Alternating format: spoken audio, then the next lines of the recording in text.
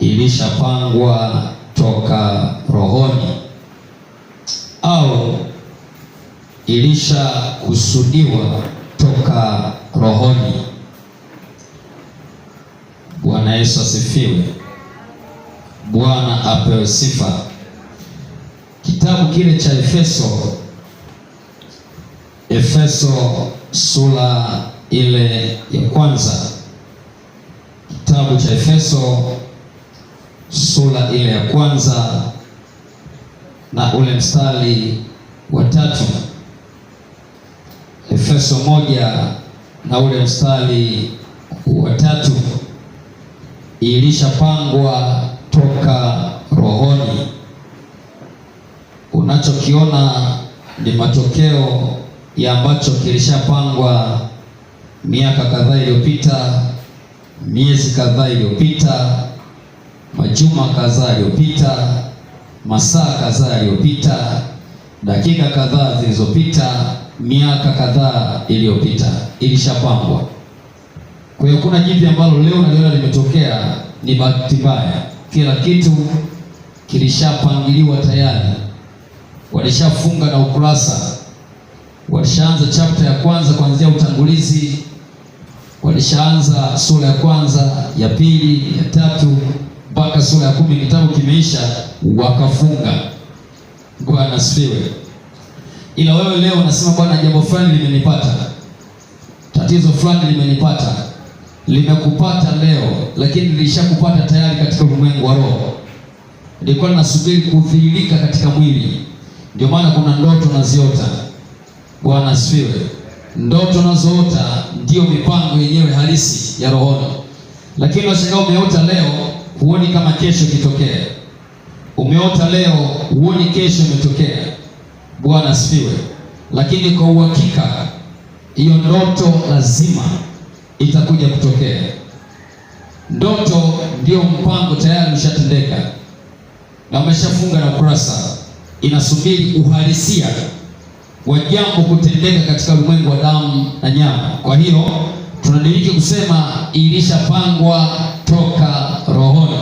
Iwe ni jambo jema kutoka kwa Bwana, iwe ni jambo baya kutoka kwa watesi wako, adui zako, lilishapangwa, linasubiri kutekelezeka.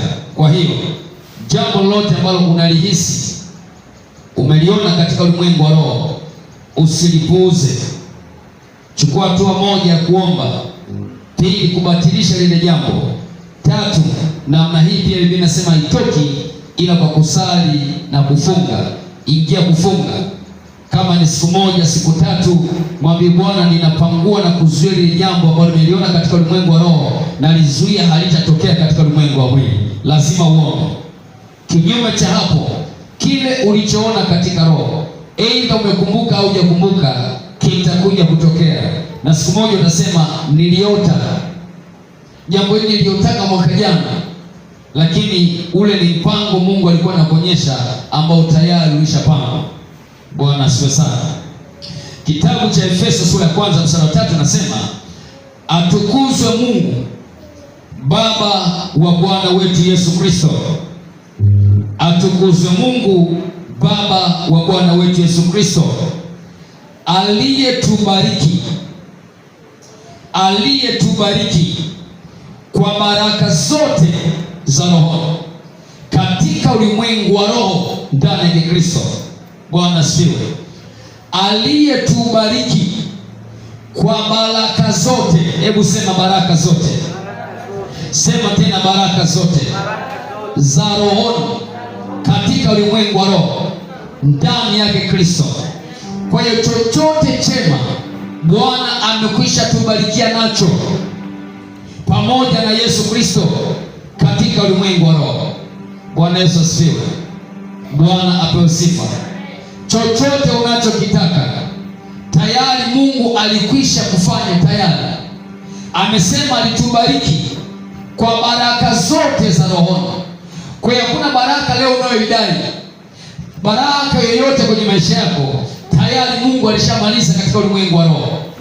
Inakusubiria wewe ufanye jambo fulani ili baraka ile ambayo tayari Mungu alishakubariki tayari iweze kuwa halisi katika ulimwengu wa mwili. Bwana Yesu asifiwe sana. Bwana apewe sifa. Narudia kusema, hakuna baraka unayoidai leo kwa Bwana nibariki, Bwana nifanye kuwa kichwa, Bwana nifanye kuwa juu, haipo. Narudia tena, haipo. Tulishabarikiwa kwa baraka zote. Nisikilize, kitabu kile cha Kumbukumbu ya Torati sura ya 28. Kumbukumbu ya Torati 28 mstari ule wa kwanza mpaka 14. Naomba nikusomee. Biblia inaanza kwa kusema, itakuwa utakaposikia sauti ya Bwana Mungu wako kwa bidii kutunza kuyafanya maagizo yake yote nikuagizayo leo, ndipo Bwana Mungu wako atakapokutukuza juu ya mataifa yote duniani, na baraka hizi zote, angalia, zitakujilia na kukupata usikiapo sauti ya Bwana Mungu wako. Baraka hizi zote zitakujilia na kukupata. Tayari kuna baraka hizi. Bwana aposifa. Kuna baraka tayari zipo, lakini anasema utakaposikiliza, utakapotunza na kufanya. Sasa baraka hizi maana yake tayari zipo. Amesema zitakujilia, kwa hiyo ziko mahali zinasubiri ufanye jambo fulani, ziamriwe zije kwako. Hakuna baraka unayoidai. Jamani, Bwana asifiwe. Narudia tena, hakuna baraka unayoidai. Baraka tayari zimeshaamriwa kwamba mtu huyu akifanya 1, 2, 3, nendeni mkampate huyu mtu, mkamjilie huyu mtu, mkawe halisi kwenye maisha yake. Sikiliza, mstari wa pili anasemaje? 3, utabarikiwa mjini, utabarikiwa mashambani, utabarikiwa uzao wa tumbo lako na uzao wa nchi yako na uzao wa wanyama wako wa mifugo, maongeo ya ng'ombe wako, wadogo wa kondoo zako. Litabarikiwa kapu lako na chombo chako cha kukandia. Utabarikiwa uingiapo, utabarikiwa utokapo. Bwana atawafanya adui zako wainukao juu yako kupigwa mbele yako. Watakutokea kwa njia moja, lakini watakimbia mbele yako kwa njia 7. Biblia inasema Bwana atawafanya, sio wewe. Ninaamuru adui ananijia kwa njia moja, atawanyike mbele yako kwa njia 7. Sio wewe, sio wewe. Bwana atawafanya. Ni Bwana atakapoona umetii, atakapoona umefanya maagizo yake na sheria zake na amri zake, adui yako yoyote atakayekujia kwa njia moja kukudhuru, ni Mungu mwenyewe anainuka, anasema nitawatawanya mbele yako kwa njia 7, sio wewe kuwatawanya. Kuna mtu amenisikia? Kuna mtu amenisikia? Ilishapangwa toka rohoni ya kwamba maadui zako katika ulimwengu wa roho, maadui zako katika ulimwengu wa damu na nyama, watakapoinuka juu yako, Mungu mwenyewe atawatawanya mbele yako kwa njia 7. Sema amen. Sema amen. Ilishapangwa na Mungu mwenyewe toka rohoni. Ni kanuni zake Mungu alishazipanga toka rohoni, lakini kuna jambo ambalo unatakiwa wewe ulifanye, ndipo Mungu afanye. Narudia tena, Mungu alikwisha kumaliza kila kitu, anasubiri upande wako wewe ufanye. Ni wewe unamchelewesha Bwana. Sema amina. Sema amina. Sema amina. Kuna mtu mmoja leo alikuja kwenye ushauri hapa, nilikuwa naongea naye. Nimeongea naye nikamwambia wewe unahitaji maombi. Kuna vitu nafikiria kitu kinahitaji maombi, vingine unahitaji maombi. Umeelewa eh? Unahitaji tu ushauriwe.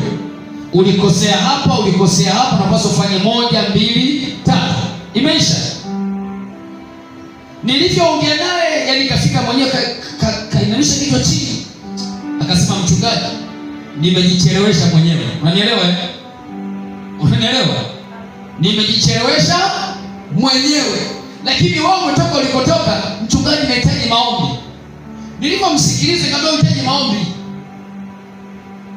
Lakini sasa mwingine sasa, mchungaji bwana, kama nadharau shida yangu, mimi nahitaji niombewe, na mimi nikiombewe itaondoka. Nikamwambia no, naweza nikakuombea hapa nikufariji, lakini kama kile kinachokufanya ukawa hivyo, nisipokushauri nini cha kufanya, utatoka hapa kile kilichosababisha ukawa hivyo kikaja tena, hujui nini cha kufanya, kitarudia tena. Bwana asifiwe. Nyinyi akili zenu maombi, vipo vya kuhitaji maombi, vingine vinahitaji ushauriwe tu.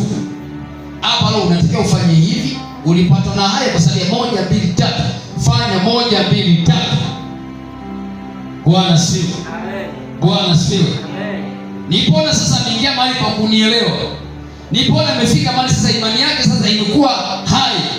Kutoka down ilipokuja nayo, ndipo nikaomba naye. Lakini wewe umekuja unataka maombi, unataka kufika baba, haiko hivyo, haiko hivyo, haiko hivyo. Bwana asifiwe sana. Msala anasemaje? Bwana nani jamani? Anasema Bwana ataiamuru baraka. Jamani, sio wewe. Ninaamuru baraka mashariki ije, baraka magharibi wewe. Bwana ataiamuru baraka ije juu yako katika darasani, na mambo yote utakayotia mkono wako, naye atakubarikia katika nchi ya kupai Bwana Mungu wako. Bwana atakuweka uwe taifa takatifu kwake, kama alivyokuapia, utakaposhika maagizo ya Bwana Mungu wako na kutembea katika njia zake. Na mataifa yote ya duniani watakuona umeitwa kwa jina la Bwana, nao watakuwa na hofu kwako. Bwana atakufanya uwe na wingi wa uheri katika uzao wa tumbo lako, na uzao wa wanyama wako na wa mifugo, uzao wa nchi yako, katika nchi Bwana aliyowapia baba zako kwamba atakupa. Atakufunulia Bwana hazina yake nzuri, nayo ni mbingu, kutoa mvua ya nchi yako kwa wakati wake, na kwa kubarikia kazi yote ya mkono wako. Nawe utakopesha mataifa mengi, wala hutakopa wewe. Bwana atakufanya kuwa kichwa wala si mkia, nawe utakuwa juu tu wala hui chini, utakapoyasikiliza maagizo ya Bwana Mungu wako ni kuagizayo hivi leo, kuyaangalia na kufanya. Msipokengeuka katika maneno ni kuamrio leo, kwa lolote kwenda mkono wa kuume wala wa kushoto, kwa kuifuata miungu mingine na kuitumikia. Bwana Yesu asifiwe sana. Bwana ataiamuru baraka. Bwana atakufanya uwe kichwa wala sio mkia. Bwana atakufanya uwe juu tu wala hui chini. Ni Bwana. Kwa hiyo usijidanganye kuomba, usijidanganye kuomba. Bwana ulisema nitakuwa kichwa. Amesema yeye mwenyewe atakufanya kuwa kichwa wala sio mkia. Ni yeye. Utakaposhika maagizo yake anayokuagiza, ni yeye. Kwa hiyo wajibu wako wewe ni kuhakikisha unashika na kufanya maagizo yake, ndipo yeye sasa awafanye maadui zako wanainuka juu yako, wanakujia kwa njia moja, watawajike mbele kwa njia saba. Ni yeye atakaye kufanya yeye kuwa kichwa wala si mkia, kuwa juu wala sio chini. Ni yeye. Utakapo sasa hauja unadai Bwana ulisema atakuwa kichwa, never, haitokei. Ilishapangwa toka rohoni uwe juu usiwe chini. Ilishapangwa toka rohoni uwe kichwa usiwe mkia. Ilishapangwa toka rohoni ubarikiwe uingiapo na ubarikiwe utokapo. Ilishapangwa tayari, inasubiri tu wewe ufanye kitu. Mama ya sita inakusubiria wewe. Hujanielewa? Kitabu cha Wakorintho wa kwanza sura ya 2. Aliyetubariki kwa baraka zote za rohoni. Mimi nimbarikiwa. Ninaposema amtrillionaire nimbarikiwa, na maanisha nimekwisha kubarikiwa tayari. Narudia, mimi nimekwisha kubarikiwa tayari. Wapi? Inawezekana leo uoni mwilini, nishabarikiwa tayari kwenye ulimwengu wa roho. Kwa ninachojibidisha ni kutengeneza mazingira ya Mungu kuachilia zile baraka za rohoni ziwe halisi wapi? Mwilini, zionekane. Ndipo watu wasema, jamani, huyu amebarikiwa. Jamani, huyu amebarikiwa. Kwa nini? Baraka inaonekana. Leo huioni kwa sababu kuna vitu hujafanya ili ionekane, lakini wewe ulikwisha kubarikiwa tayari. Narudia, wewe ulikwisha kubarikiwa tayari. Huoni kwa sababu kuna mambo fulani hujayafanya yanayomfanya Mungu sasa zile baraka zake zinafanyaje? Aziachilie rohoni ambazo tayari alishakubariki.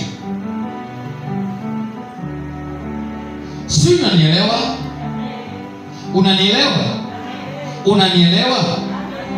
Okay, kitabu cha Malaki. Wewe sio unielewi bwana? Sio unielewi bwana?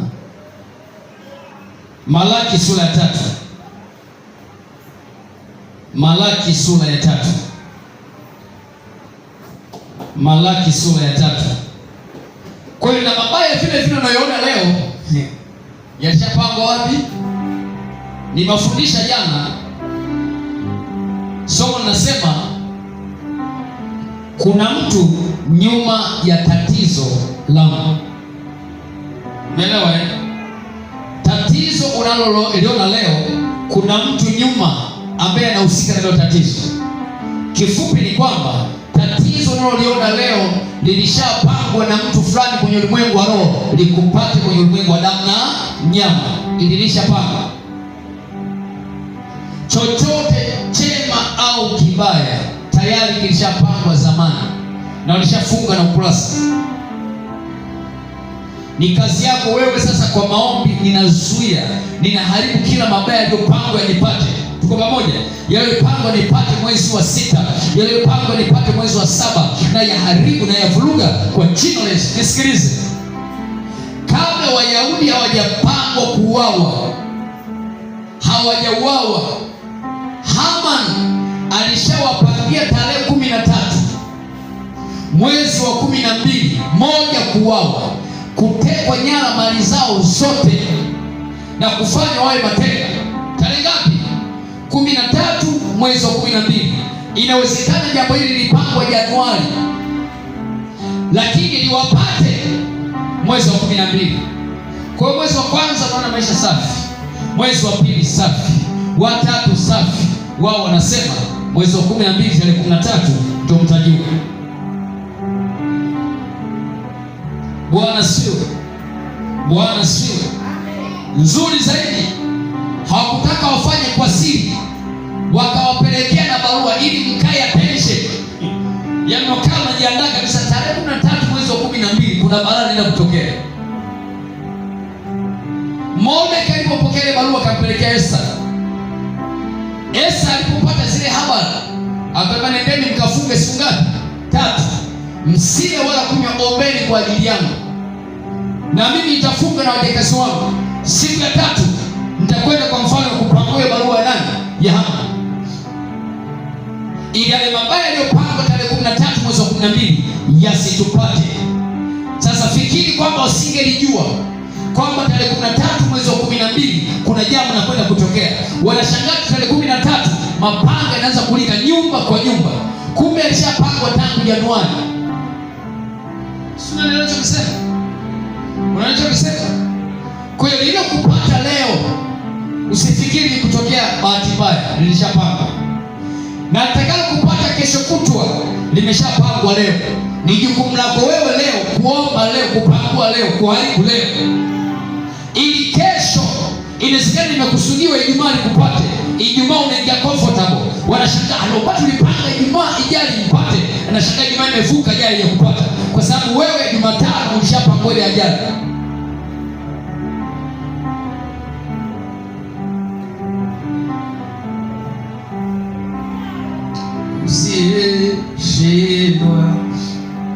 Usiyeshindwa, wewe ni Mungu. Usiyeshindwa, usiyeshindwa, usiyeshindwa. ni Mungu usiyeshindwa. Mataifa yote yanakufahamu kuwa wewe ni Mungu usiyeshindwa. Makabila yote yanakufahamu kuwa wewe ni Mungu usiyeshindwa, usiyeshindwa, usiyeshindwa. Wewe ni Mungu usiyeshindwa, usiyeshindwa, usiyeshindwa. Wewe ni Mungu usiyeshindwa. Uko hapo kitabu cha Wakorintho wa pili, Wakorintho wa kwanza sura ya pili na ule mstari, ndipo Paulo anasema kushindana kwetu sisi si juu ya damu na nyama, ni juu ya falme, mamlaka, wakuu wa giza hili na majeshi ya pepo wabaya katika ulimwengu wa roho. Nisikie amen. Wakorintho wa kwanza sura ya pili mstari wa 9 inasema, lakini kama ilivyoandikwa, mambo ambayo jicho halikuyaona wala sikio halikuyasikia wala hayakuingia katika moyo wa mwanadamu, mambo ambayo Mungu aliwaandalia wampendao, mambo ambayo Mungu amewapangia wampendao, mambo ambayo Mungu amewakusudia wale wampendao. Kuna mambo mema ambayo Bwana amewakusudia kwa jina la Yesu. Nasema kuna mambo mema ambayo Bwana ameyapanga kwa ajili yako. Macho hayajaona, masikio hayajasikia, wala hayajaingia kwenye moyo wako ukasema asili nahisi kitu fulani, hayajaingia, lakini yapo.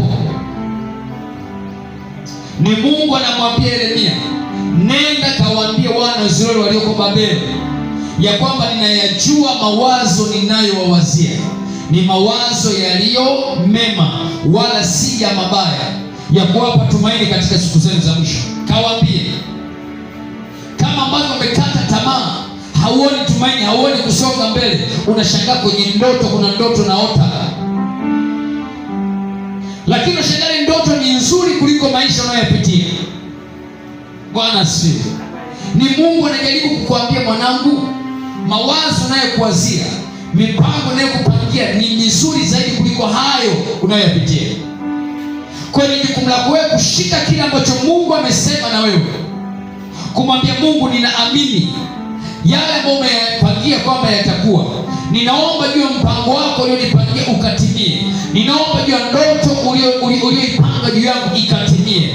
Yale mabaya ambayo ninayaona sasa, hayo si ya kwangu, ni ya muda. Bwana asifiwe. Bwana asifiwe. Kwenye kitabu cha Ufunuo Yohana sura ya 2 mstari wa 8,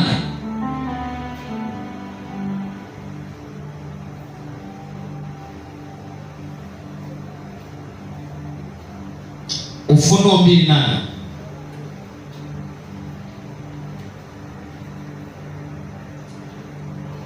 hadi 10 pale, lakini naomba nisome mstari kuanzia wa 9. Nasema, naijua dhiki yako na umasikini wako, lakini utajiri. Umeelewa eh? Anajua dhiki yako na umasikini wako, lakini wewe utajiri. Sasa usianze kuukiri, usianze kuwa dhaifu kwa sababu ya umasikini unaouona. Amesema najua dhiki yako na umasikini wako ambao unao sasa hivi, lakini wewe kwenye ulimwengu wa rohoni ni tajiri. Sasa ni ya kwako wewe kuukiri umasikini unaouona au tajiri usiouona, mambo ambayo jicho halikuyaona wala sikio halikusikia wala hayakuingia kwenye moyo wa mwanadamu, kuwaandalia wampendao. Mungu amekuandalia nini? Anatuonyesha hapa, wewe ni tajiri, ijapokuwa kwa jinsi ya nje una dhiki na ni maskini. Sema amen. Amen. Sema tena amen, tajiri. Amen. Lakini kwa sasa ni maskini.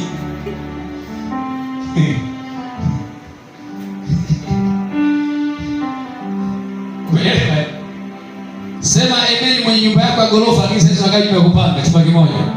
Mna bana watoto 7. Tunamsubiri Bwana. Sema amen. Amen. Na yajua na matukano ya hao wasemayo kuwa ni Wayahudi, nao sio, bali ni wa sinagogi la Shetani. Bwana asifiwe sana.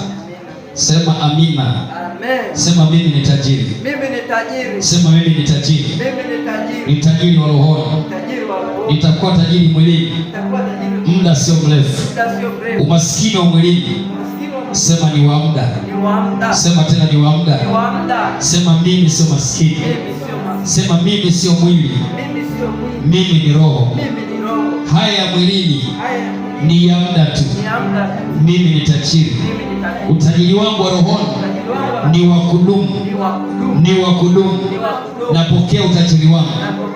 Napokea utajiri wangu ambao Bwana amekwisha nipangia, amekwisha niandalia, amekwisha kusudia niwe tajiri.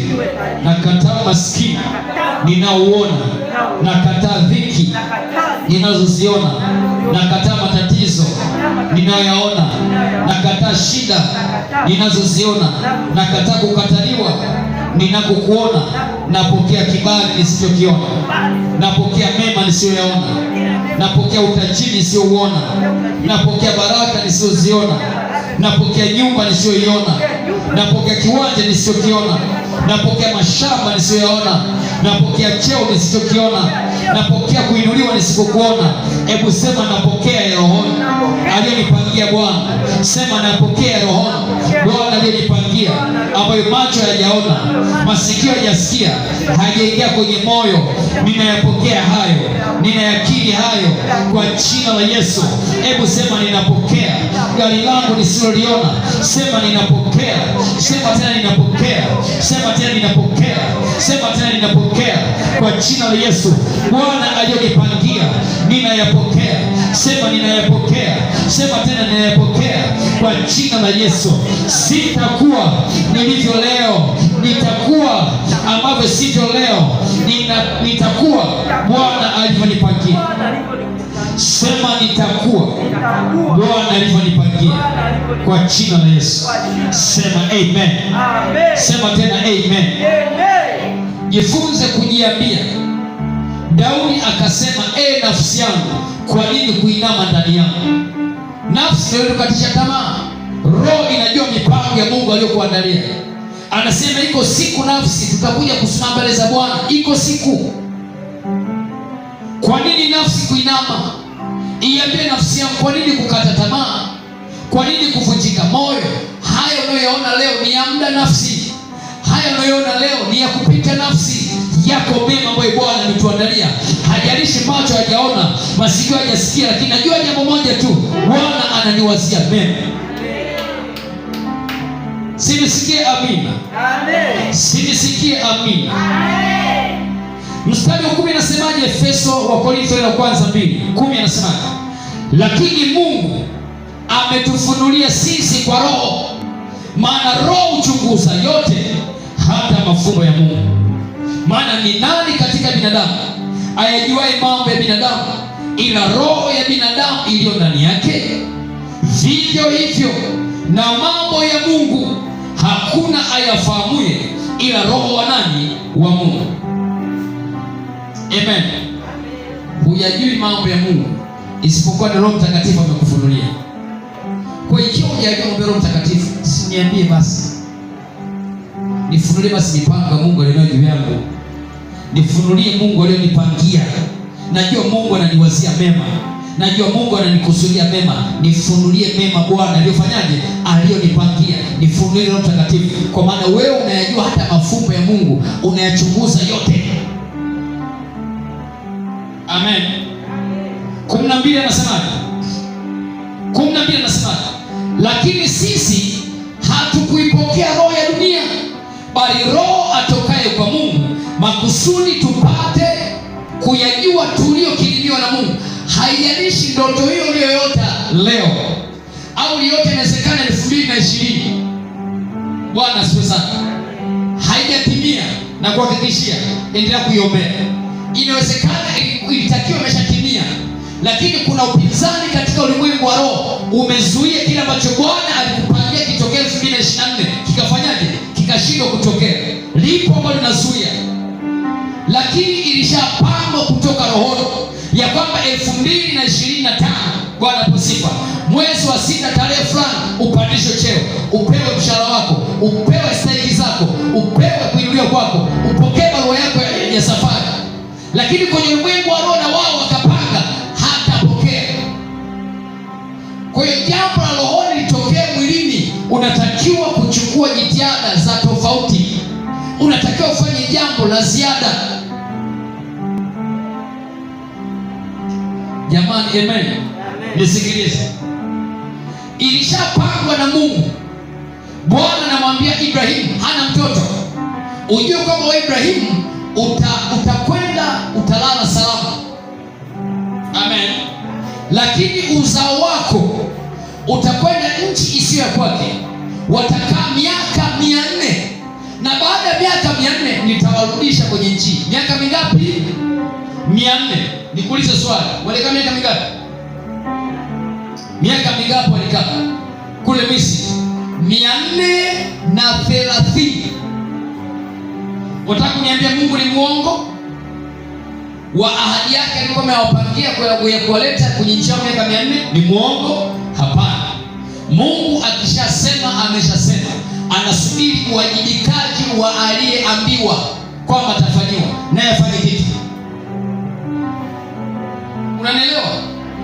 Walipolia, walipomlilia Mungu, Biblia inasema Mungu akakumbuka agano. Wasingeomba, wasingelia, ingeenda miaka 500, miaka 600, lakini ahadi yao ya kurudishwa kwenye nchi yao ilishapangwa miaka mingapi? 400. Inawezekana kabisa lile Mungu aliyokwisha kukupangia likupate. Inawezekana 2025 litakiwa likupate, 24 likupate, 23 likupate, lakini inawezekana limecheleweshwa. Inawezekana limekwisha kucheleweshwa. Inawezekana limezuia lisikupate kwa muda Mungu aliyopanga likupate, kwa sababu kusimama kwenye zamu yako, hukusimama kwenye nafasi yako kuomba. Nisikilize, wameenda Babeli.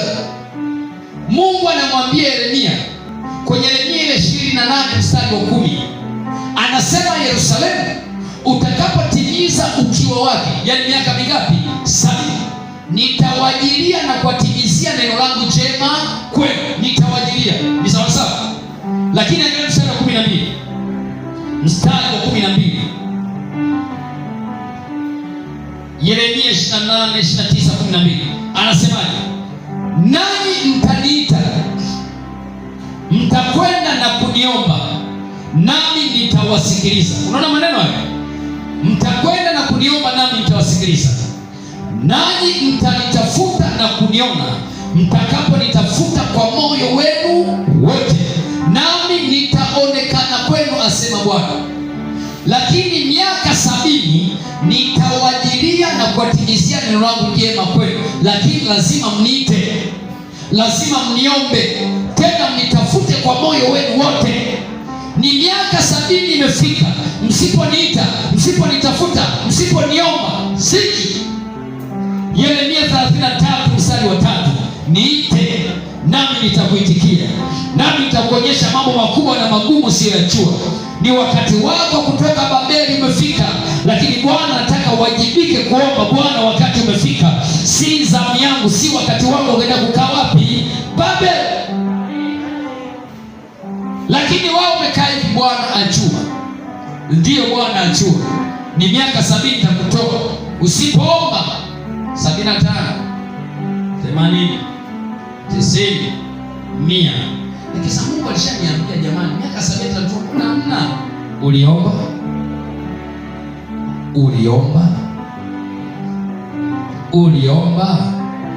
Kuna mtu nyuma ya tatizo unalolipitia. Kuna mtu nyuma ya changamoto unazozipitia. Kuna mtu anayezuia kilichopangwa na Mungu kisitimizwe. Mungu ameshakupangia, lakini kile alichokupangia kikupate, lazima uwajibike kuomba ili kije.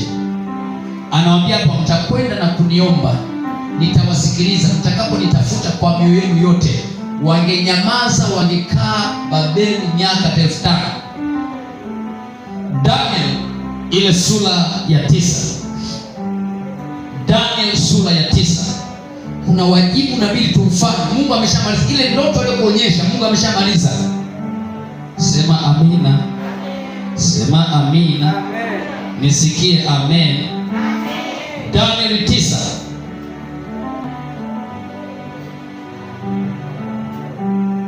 Daniel sura ya 9 inasema, katika mwaka wa kwanza wa Dario mwana wa Aswero wa uzao wa Medi, alitawazwa kwa mfalme juu ya milki ya Ukaldaya. Katika mwaka wa kwanza wa kumiliki kwake, mimi Daniel, kwa kuvisoma vitabu, kwa kusoma Biblia, kwa kuvisoma vitabu, nalifahamu hesabu ya miaka ambayo neno la Bwana lilijia Yeremia nabii ya kutimiza ukiwa wa Yerusalemu. Yaani miaka mingapi? Miaka 70. Amesoma akajua. Asingesoma?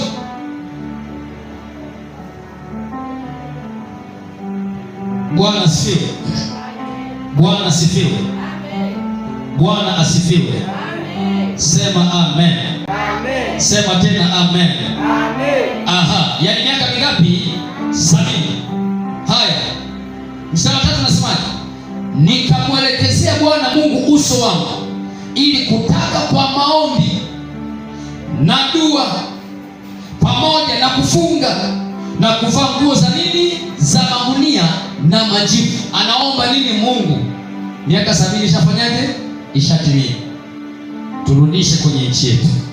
Miaka 70 tayari. Turudishe kwenye taifa letu. Miaka 70 tayari. Turudishe kwenye nchi yetu. Bwana kwa sifa. Akaomba. Wewe mwenzangu, una ndoto sawa, sina shida na ndoto yako. Umeomba?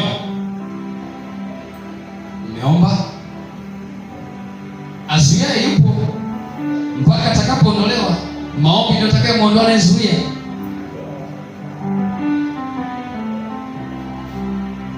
Unaelewa ninachokisema? Unaelewa ninachokisema? Ilishapangwa toka rohoni jambo jema likupate kutoka kwa Bwana. Ilishapangwa toka rohoni jambo baya likupate toka kwa adui. Lakini jema liwe halisi kwako, lazima uombe, ulivute rohoni lionekane mwilini. Baya lisikupate mwilini, lazima uliharibu na kulizuia wapi? Rohoni. Lisikupate wapi? Mwilini. Short and clear. Lakini kila kitu maisha mtu alishapangwa tangu kuzaliwa mpaka kufa, yalishapangwa. Na hakuna mtu aliyempangia, Mungu aliyempangia mtu maisha mabaya. Haipo. Chochote kibaya asili yake ni adui. Bwana asifiwe. Amen. Bwana asifiwe. Amen. Bwana asifiwe. Amen. Sema kila baya nililopangiwa na adui zangu na watu wa familia wanawaza mabaya juu yangu, na kataa. Sema na kataa lile baya walilopanga wafanyabiashara kwenye mtaa, kwenye eneo nalofanya biashara, na liharibu, halitanipata.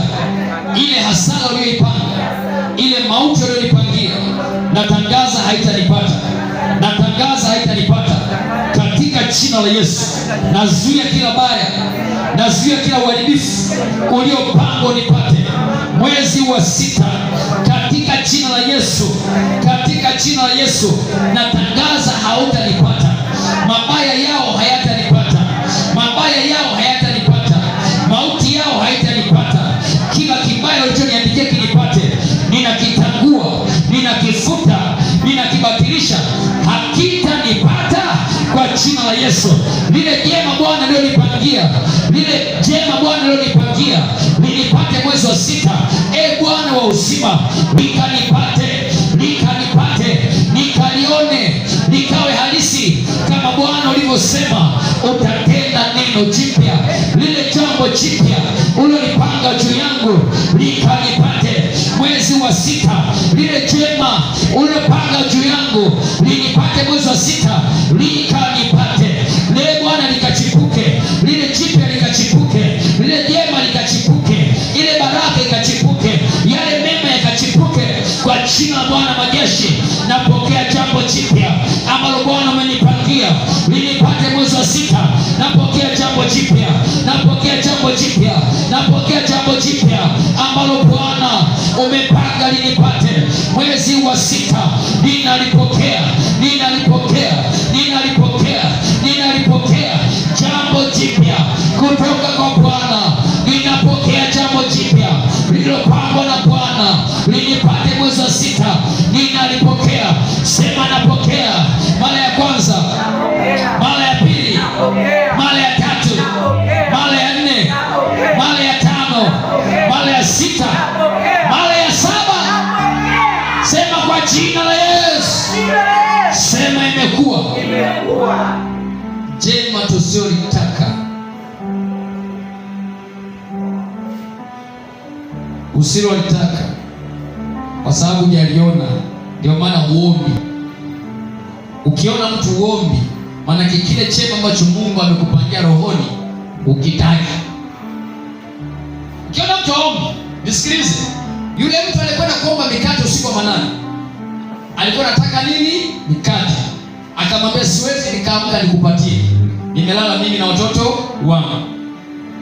Ingekuwa haitaki mikate, ile kauli ingemfanya rudi wapi? Asingeendelea kuomba. Madam anaitaka mikate, akasema siondoki hapo mpaka umenipa mikate. Yesu anasema sikilizeni asemavyo yule kule ndani. Akasema hivi, amesema akuondoka ampe, ijapokuwa ni rafiki yake. Kwa asivyoacha kuomba, ataondoka na ampe kwa kadri ya haja ya moyo wake. Hakuondoka ampe kwa sababu ni rafiki, ila asivyoacha kuomba.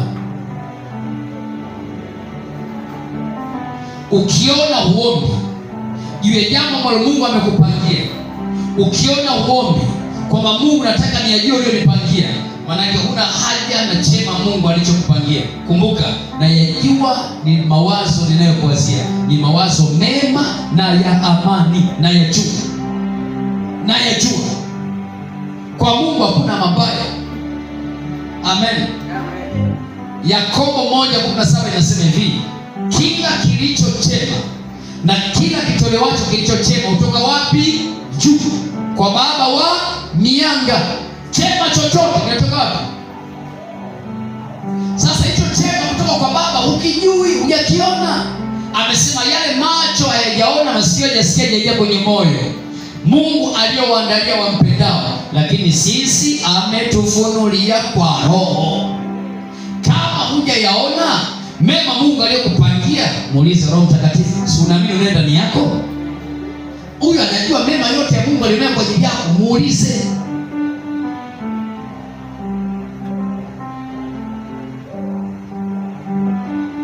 Unajua Bwana anatengeneza njia, anatengeneza njia kwa. Najua Bwana anatengeneza njia,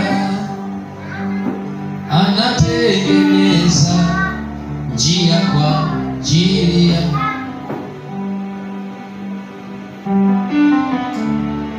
Hebu nisikie amen. Sema najua jambo moja tu, Mungu amenitengenezea njia tayari, ameniandalia mema tayari, ili yanipate, niyamiliki kwa jina la Yesu. Sema tena, kwa jina la Yesu. ila adui anataka akusemezeshe kwamba Mungu amekuacha. Huyo mtu mmoja naongea naye hapa asubuhi akasema, mimi naona Mungu ameniacha. Kwa nini aruhusu haya mambo yote yanipate? Nikampatia Biblia, nikamfungua Isaya 49:14.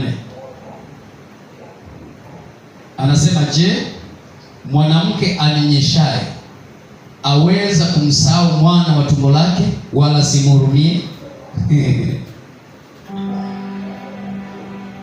Mungu akasema, hawa waweza kukuacha, hawa waweza kukusahau, lakini mimi sitakuacha wewe, kwa sababu nimekuchora kwenye vitanga vya mikono yangu. Mwanadamu anaweza kukusahau, mwanadamu anaweza kukuacha, au wewe mwenyewe unaweza kumwacha nani? Bwana. Ila Mungu amesema hawezi kuacha. Ndio maana amesema, nirudieni mimi nami nitawarudia ninyi. Kwa hiyo anayeanza kumwacha mwenzake sio Mungu, ni wewe. Na ukitaka Mungu akurudia, anasema ulianza kuniacha ni wewe, rudi kwanza wewe. Nirudieni nami nitawarudia, nikaribieni nami nitawakaribia. Hajawahi kumwacha mtu yoyote Mungu, hajawahi. Ni sisi tunamwacha Mungu. Bwana asifiwe. Amen. Bwana asifiwe. Hebu sema, najua Bwana hujaniacha. Kwa haya ninayopitia ni ya muda tu, haujaniacha. Yako mema umeniangalia. Aibu inayopitia, fedha inayopitia ni ya muda tu. Yako mema ya kudumu umeniandalia. Nipe kuvumilia. Jaribu hili ni la muda. Najua utafanya mlango kutokea, utafanya njia ya kutokea. Nisaidie Bwana kuvumilia, kustahimili kwa jina la Yesu. Sema amen. Unanielewa vizuri? Ni ya muda unayopitia, ni ya muda. Kuna mema ambayo hujayaona, hujayasikia, Mungu amekuandalia. Bwana Yesu asifiwe sana. Bwana apewe sifa. Kwa hiyo ilishapangwa toka wapi? Aliyetubariki kwa baraka zote za rohoni katika ulimwengu wa roho. Wewe ulishabarikiwa, wewe ni mbarikiwa. Unapoziona laana hizo sio size yako, ni wewe kuzikataa, sio zako. Wewe ulishabarikiwa tayari. Hayo unaona matatizo sio ya kwako, ila sasa utayaondoa kwa maombi, na baraka zako za rohoni zitakuja kwa sio maombi, kutengeneza kanuni. Baraka ziombi, narudia kusema hivyo. Hebu angalia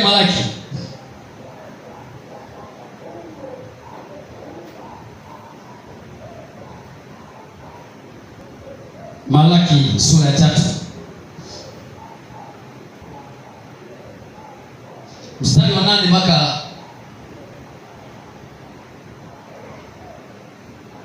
hadi 11. Anasema, je, mwanadamu atamwilia Mungu? Lakini ninyi mnaniilia mimi. Lakini ninyi mwasema, tumekuilia kwa namna gani? Mmeniilia zaka na dhabihu. Ninyi mmelaaniwa.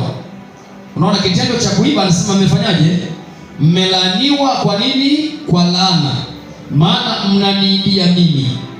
Maana na taifa hili lote, sasa 10, leteni zaka kamili ghalani, ili kiwemo chakula katika nyumba yangu, mkanijaribu kwa njia hiyo, asema Bwana wa majeshi. Sasa angalia, mjue kama sitawafungulia madirisha ya mbinguni na kuwamwagieni baraka, hata isiwemo nafasi ya kutosha au la. Anayefungua madirisha nani? Ni wewe, ni Mungu.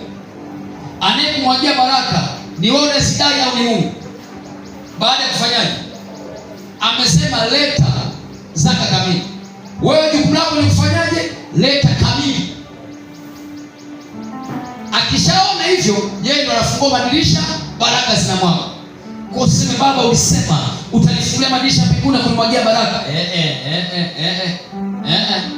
Swali, umeleta kamili? Umetoa kamili? Tekeleza wajibu wako, na Mungu atekeleze wajibu wake. 11 anasemaje? Nami kwa ajili yenu, angalia hapo, kwa ajili yenu nitamkemea yeye alaye. Sio sasa namkemea yule alaye kwa jina la Yesu Kristo. Wewe magonjwa unayekula fedha yangu na kukemea. Amesema nami kwa ajili yenu nitamkemea. Ni Mungu mwenyewe anamkemea, sio wewe. Kwa kuna maombi unaomba Mungu anakucheka, yaani kwa malaika wanacheka wana mbavu. Wakichungulia mwizi kibaka. Na shetani liko pale anasema, mbona hajatoa pale? Anamkemea nani? Mimi. Anasema nami kwa ajili yenu nitamkemea yeye alaye. Wala hata haribu mazao ya ardhi yenu, wala mzabibu wenu hautapukutisha matunda yake kabla ya wakati wake katika mashamba, asema nani? Bwana wa majeshi. Kwa ajili yenu nitamkemea. Ni Mungu mwenyewe. Wewe tekeleza wajibu wako. Chochote Mungu anatupitisha kwenye mikono yako kwa ajili ya matumizi yako, mtolee Mungu sema nini? 10,000 mtu anakupatia Bwana, mtumisha Bwana nakubariki. Toa sehemu ya Mungu. Mtolee Mungu sehemu ya Mungu. Afuone fedha yako kama adui atakusababisha ugonjwa ile hilo kuingiza kwenye magonjwa. Haiwezekani. Haiwezekani. Ukiona fedha unaipata isha kwenye magonjwa, itafakari mara tatu. Ulileta kamili? Sina shida, inawezekana umetoa. Lakini swali ulitoa kamili, amesema kamili. Kama sehemu ya 10 ya 100,000 na 10,000 ukatoa 9,000, umetoa sawa, lakini hujatoa nini? Kamili. Maana yake umeiba. Jamaa yuko pale. Ilishapangwa toka wapi? Rohoni. Na sisi tunapangwa kutokea wapi? Rohoni. Ndio maana Zaburi 102 mstari wa 19 hadi wa 20. Zaburi 102, yaani Mungu alishakupangia toka rohoni uinuliwe, ubarikiwe, uwe juu, alishapanga. Kwa nini hatupati? Zaburi 102.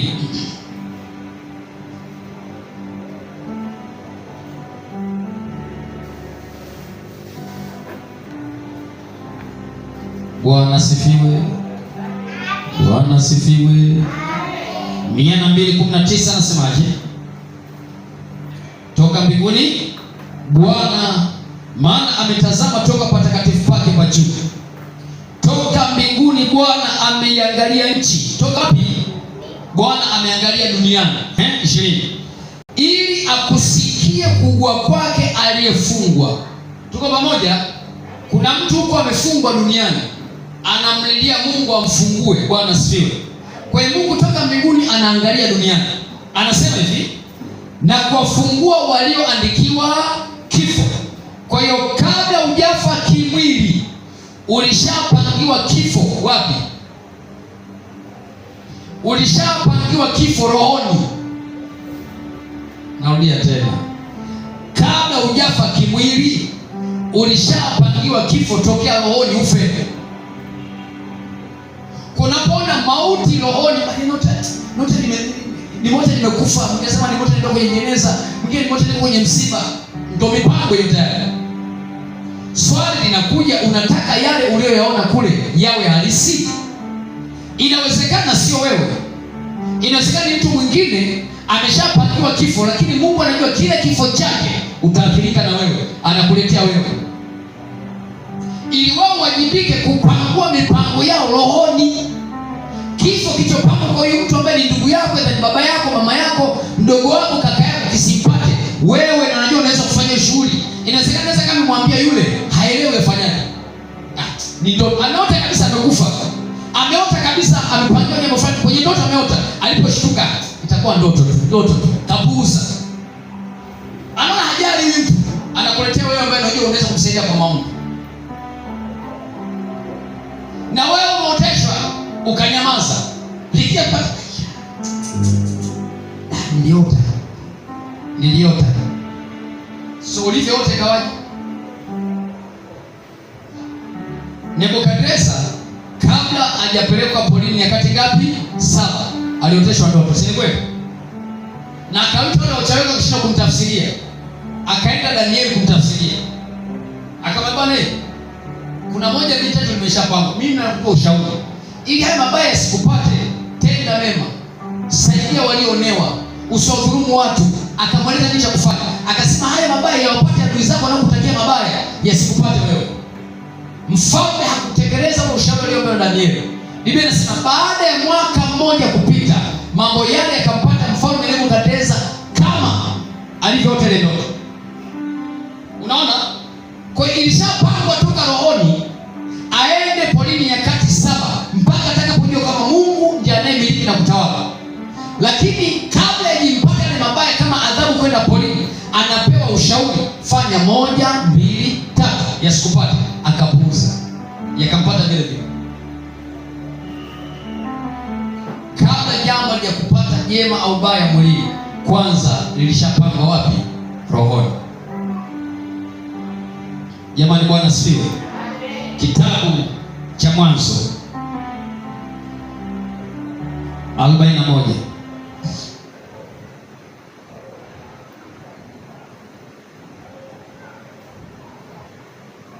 mstari wa kwanza.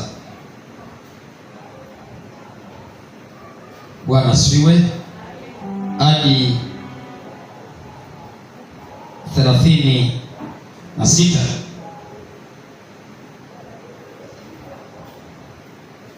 Na Mwanzo 40 mstari wa kwanza, tutakwenda pale mpaka wa 15. Inasema, ikawa baada ya mambo hayo, mnyoshaji wa mfalme wa Misri na mwokaji wake wakamkosa bwana wao mfalme wa Misri. Farao akawaghadhibikia maakida wake wawili, mkuu wa wanyoshaji na mkuu wa waokaji, akawatia katika lindo nyumbani mwa mkuu wa askari humo gerezani, mahali asimofungwa Yusufu. Mahali alipofungwa Yusufu, mkuu wa askari akamwendea Yusufu, akamwekea Yusufu watu hawa, naye akawahudumu. Nao wakakaa siku kadha wa kadha katika kifungo. 5. Wakaota ndoto wote wawili, kila mmoja ndoto yake usiku mmoja, kila mtu kwa tafsiri ya ndoto yake. Mnyoshaji na mwokaji wa mfalme wa Misri waliofungwa gerezani. Yusufu akawajia asubuhi, akaona wamefadhaika. Wameota nini? Ndoto. Akawauliza au maakida wa Farao waliokuwa pamoja naye katika kifungo nyumbani mwa bwana wake, akisema, mbona nyuso zenu zimekunjamana leo? Wakamwambia, tumeota ndoto, wala hapana awezaye kuifasiri. Yusufu akawaambia, kufasiri si kazi ya Mungu? Tafadhalini mniambie. Mnyoshaji mkuu akamhadithia Yusufu ndoto yake, akamwambia, katika ndoto yangu nimeota uko mzabibu mbele yangu, na katika mzabibu mlikuwa na matawi matatu, nao ulikuwa kana umemea unachanua maua, vishada vyake vikatoa zabibu zilizoiva, na kikombe cha Farao kilikuwa mkononi mwangu. Nikazitoa zabibu, nikazikamua katika kikombe cha Farao, nikampa Farao kikombe mkononi mwake. Hata hapo kabla hujafasiriwa tunaiona kabisa ndoto njema hii. Yusufu akamwambia tafsiri yake ndio hii: matawi matatu ni siku 3. Baada ya siku 3 Farao atakiinua kichwa chako, atakurudisha katika kazi yako, nao utampa Farao kikombe mkononi mwake, kama desturi ya kwanza ulipokuwa mnyoshaji wake. Ila unikumbuke mimi utakapopata mema, ukanifanyia fadhili na kuomba, unitaje kwa Farao na kunitoa katika nyumba hii, kwa sababu hakika niliibiwa kutoka nchi ya Waebrania, wala hapa sikutenda neno lolote hata wanitie gerezani. Mkuu wa wokaji alipoona ya kwamba hiyo tafsiri ni ya mema, akamwambia Yusufu, mimi kadhalika nilikuwa katika ndoto yangu, na tazama, ziko nyungo 3 za mikate nyeupe juu ya kichwa changu, na katika ungo juu mlikuwa na kila namna ya chakula cha Farao, kwa Farao, kazi ya mwokaji, ndege wakavila katika ungo juu ya kichwa chake. Yusufu akajibu akasema, tafsiri yake ndoto ndiyo hii, nyongo 3 ni siku 3. Baada ya siku 3 Farao atakiinua na kukuondolea kichwa chako na kukutundika juu ya mti, na ndege watakula nyama yako. Ikawa siku tatu, siku ya kuzaliwa kwake, Farao akawafanyia karamu watumwa wake wote, akainua kichwa cha mkuu wa wanyoshaji na cha mkuu wa wakaji miongoni mwa watumwa wake, akarudisha mkuu wa wanyoshaji katika kazi yake ya kunywesha, naye akampa Farao kikombe mkononi mwake, bali akamtundika mkuu wa wakaji kama Yusufu alivyotafsiria. Lakini huyo mkuu wa wanyoshaji hakumkumbuka Yusufu, alimsahau. Siku ngapi? Siku ngapi? Sio mwaka kama kwa Nebukadneza. Siku ngapi? Imeshapangwa. Mmoja arudi kwa Farao kuendelea na kazi ya kunywesha, mwingine afanyaje? Auawa. Wewe umeshaambiwa baada ya siku 3 unaingia ikulu tena. Baada ya siku 3 utaenda kunyongwa. Wewe kunyongwa unafanyaje? Bora hata huyo kunywesha anasema la, alhamdulillah. Narudi kwenye kazi yangu bwana, ndoto hii njema. Haya, wewe kunyongwa unafanyaje?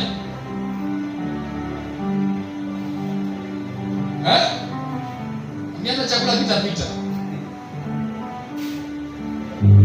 Uwe kama Zaburi 119, mlilie Bwana na Bwana isikie sauti yako kutoka wapi? Mahali pake pa juu, aje kufungua wewe uliandikiwa kifo. Atambue kile kifo, mwambie sitakufa. Ni kweli ni siku 3, lakini baada ya siku 3 sifi. Ninapangwa kifo kilichopangwa rohoni baada ya siku ngapi? 3. Imetueleza hapa clear, siku ngapi? 3. Kwa hiyo ndoto unayoota inawezekana ikawa sio siku 3 kama hao, lakini kuna muda umeshapangwa ndani ya ndoto. Habakuki aliambiwa iandike njozi hii, uifanye iwe wazi sana katika vibao, ili kila aisomaye apate kuisoma kama maji. Maana ndoto hii ni kwa wakati ulioamriwa. Ndani ya ndoto kuna wakati umeamriwa, kuna wakati umepangwa hiyo ndoto itimie. Lakini ni muda gani sasa? Ni wakati gani? Mimi na wewe. Hawa wanyweshaji, huyu ameonyeshwa nyongo ngapi? 3. Huyu akaonyesha matawi mangapi? Lakini sasa ajue matawi 3 maana yake nini? Yusufu akamwambia hayo matawi 3 siku 3, nyongo 3 siku 3, siku 3 narudi siku 3. Sasa wewe mwenyewe unafanyaje? Unafanyaje? Unafanyaje? Inatuonyesha kabisa ilishapangwa, huyu arudi, huyu anyonge, ilishapangwa. Unafanyaje? Una wajibu wa kuzuia kilichopangwa kibaya kisikupate. Una wajibu wa kuombea kilichopangwa chema kikupate kama kilivyopangwa kwa wakati uliopangwa. Inawezekana ni siku 3 kabisa, lakini ukashima siku ya 4 bado kujenga. Lakini tafsiri ushaambiwa siku ngapi? 3. Unashangaa wiki bado kujenga. Mbona niambia siku 3? Uliwajibika kwenye siku 3 kuomba? Kuna mtu amekaa kwenye lango lako la siku 3 utoke. Ukashangaa imeahirishwa siku 3 utoke, imeahirishwa. Ilipaswa uombe siku 3 utoke. Sema amen. Hebu sema kwa jina la Yesu. Ninaomba Bwana, ndio kile chema ulichonipangia kwa wakati uliopanga likanipate, likatokee kwa jina la Yesu. Kwa jina la Yesu. Mema ulionipangia kwa wakati sahihi ulionipangia likatokee kwa mamlaka ya jina la Yesu. Na muondoa adui akae kwenye lango la wakati, ili jambo langu lonipangia lisinipate kwa wakati ulionipangia kwa jina la Yesu. Na ng'oa yule adui aliyekaa kwenye lango langu la kuinuliwa, la kupandishwa cheo, la kupata kazi, la kupata mshahara, la kupandishwa cheo. Na ng'oa kwa jina la Yesu. Na ng'oa kwa jina la Yesu. Na ng'oa kwa jina la Yesu. Kile Bwana alichonipangia kitatimia kwa majira na wakati Bwana alionipangia kwa jina la Yesu Kristo. Lile baya ambalo adui zangu yangu wamepanga linipate, na alisambaratisha, na alisambaratisha. Nasema halitanipata, nasema halitanipata, nasema halitanipata. Lile baya yao halitanipata, yale mabaya yao hayatanipata, nasema hayatanipata. Mabaya walionipangia nasema hayatanipata. Na haribu vile vikao vya mikakati, vikao vya kunipangia mabaya, na viharibu vile vikao, na viharibu vile vikao, na haribu vile vikao, na haribu walionipangia kwa jina la Bwana, kwa jina la Bwana. Kila baya walionipangia nasema halitanipata, nasema halitanipata. Ile mauti haitanipata, ile ajali haitanipata. Wamepanga ndoa yangu ivunjike, nasema haitanipata. Watoto wangu wafeli, haitawapata. Watoto wangu wafe, halitawapata. Kila baya walilolipanga nasema halitawapata, nasema halitanipata. Ni mwanangu halitapata, ni mke wangu halitapata, watoto wangu halitawapata. Wamepanga watoto wangu wawe mateja, wamepanga watoto wangu wawe makahaba, nasema hiyo mipango haitawapata watoto wangu, haitawapata watoto wangu. Ile mipango ya siri waliopanga rohoni nasema haitakuwa. Nasema piga kelele, sema haitakuwa, sema haitakuwa, sema tena haitakuwa. Ile ndoto ya mbaya, ile ndoto ya mabaya, ile ndoto ya mauti, ile ndoto ya ajali, ile ndoto haitanipata, ile ndoto haitanipata. Niliyemuotea haitampata, nasema haitampata, nasema haitampata, nasema haitampata, nasema ayayaya, sema haitampata, sema haitanipata. Ni wewe hatakupata, ni ndugu zako hatawapata, ni ukoo wako hatawapata. Sema hatawapata, sema hatawapata, mabaya hatawapata, mabaya hatawapata. Biblia inasema Zaburi 91:10, mabaya hayatakupata wewe, wala tauni haitakaribia hema yako. Tangaza kwa neno la Bwana ya kwamba mabaya hayatanipata, mabaya hayatawapata watoto wangu, mabaya hayatawapata, mabaya hayatawapata, hayatawapata watoto wangu, hayataipata familia yangu, hayatampata mama yangu, kwa jina la Bwana majeshi, kwa jina la Bwana majeshi. Rikata papa papa, rikitetetetete, rikapapa papa, rimasatatatata. Iliyopangwa toka rohoni na haribu uko rohoni haitanipata mwilini. Mabaya yaliyopangwa rohoni hayatanipata mwilini. Mabaya yaliyonipata rohoni, waliyepanga rohoni nipate. Ile ajali yote nimeipata rohoni, yale mabaya yote nimeipata rohoni, nasema hayatakuwa mwilini, nasema hayatakuwa mwilini. Na yaharibu rohoni, na yasababisha rohoni. Rapatotala zikatapapa retekatata rakapapapapa satikapapapa rikatatapapa rimakatatata rapapa zetetetetete rikatatata. Kila baya lilopanga rohoni nasema litanipata, nyumba yangu haitaipata, kanisa haitaipata. Rikapa repakusatata rimakatatatata. Wamekupangia mabaya kule kazini, ufukuze cheo kama waliopangia Danieli ya kwamba ondolewe kazini. Walikaa manaibu na mawaziri wakapangia Danieli mabaya yampate. Ndio mwambie Bwana nakataa yale mabaya walionipangia.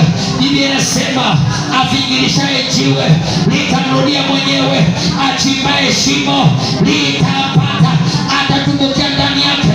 Mwambie Bwana majeshi, lile baya walionipangia, lile shimo walionichimbia, wakatumbukie wao, wakatumbukie wao.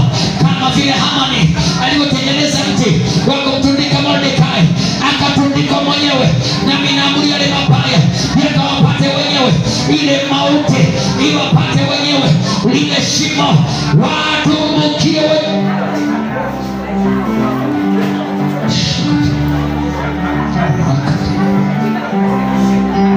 Sikia, una siku 3 tu za kutangoja kifo kisikupate. Una siku 3, una masaa 3. Acha kulemba, omba, maana ujini muda gani umepanga mabaya kupate. Inawezekana dakika kadhaa zijazo, ni masaa kadhaa yajayo. Hiyo ndoto umeota ni masaa 2 baadaye kupate, ni masaa 6 baadaye, ni siku 1 baadaye, ni siku 3 baadaye, ni mwezi 1 baadaye. Wewe umenyamaza kimya, ninangenee juu fire, karibu yale mabaya yako.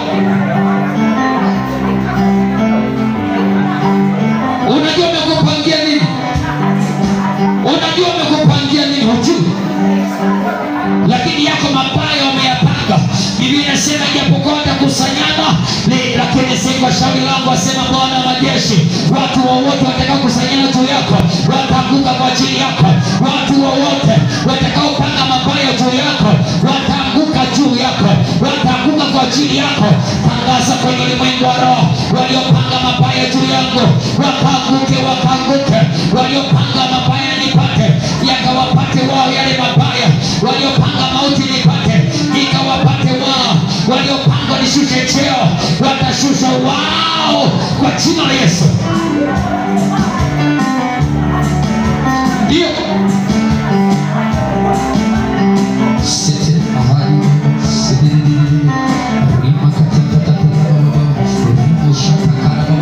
ilishapangwa toka rohoni ya kwamba ufukuze kazi. Ilishapangwa toka rohoni biashara yako ife. Ilishapangwa toka rohoni biashara yako ilimie. Ilishapangwa toka rohoni utazaa mtoto aliyekufa. Ilishapangwa toka rohoni ya kwamba sika kulifungua kwako ufe. Ilishapangwa toka rohoni.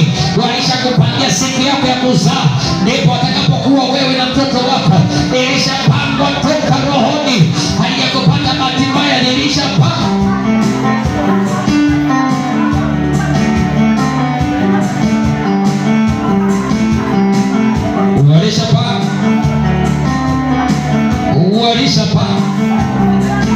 Walishapanga. Tunaharibu leo mipango ya Bwana. Upangua mashauri ya mataifa, Bwana upangua makusudi yao. Leo yapangue, leo yapangue. Ilishapangwa tayari, walishakupangia tayari. Haribu mipango yao, haribu makusudi yao, haribu mikakati yao, haribu. Shika sadaka yako, mwambie Baba, kwa sadaka hii ninaharibu kila mpango ulinipangia mwezi wa sita. Najua jambo moja, mwezi wa sita liko jambo jipya litachipuka. Ninaharibu mabaya yao waliokusudia nipate mwezi wa sita. Naharibu mikakati yao walionipangia mwezi wa sita nipate. Kwa sadaka hii naharibu kila baya lililopangwa juu yangu. Kwa sadaka hii naharibu kila baya waliokusudia nipate mwezi wa sita. Ninaharibu katika jina la Yesu. Waliokusudia magonjwa nipate, huzuni nipate, ninaharibu walichopanga juu yangu. Ninaharibu walichopanga juu yangu.